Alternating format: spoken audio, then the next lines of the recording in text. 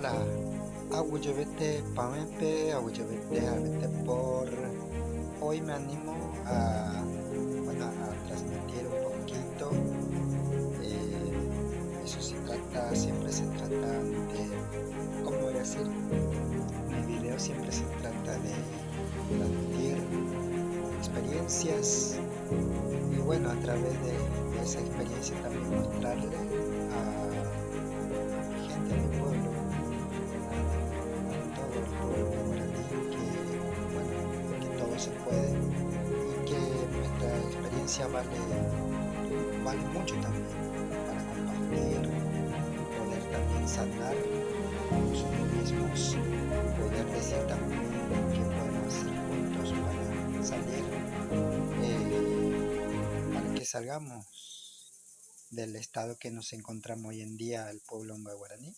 Entonces, bueno, yo era muy tímido para hablar así, o sea, es decir, tenía mucha baja autoestima también, pero ahora me animo a a transmitir también a los jóvenes, al que quiera realmente también que sí se puede. Y bueno, yo también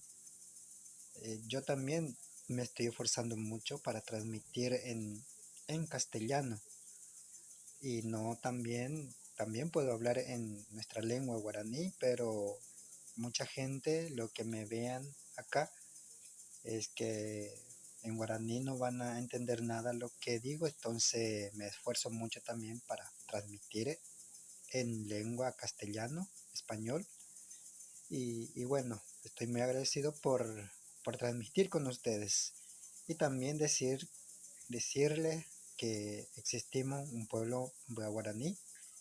Soy parte o sea, soy un ciudadano aborigen guaraní, entonces estoy muy contento de poder transmitir con ustedes. Y bueno, muchísimas cosas tengo que compartir con ustedes.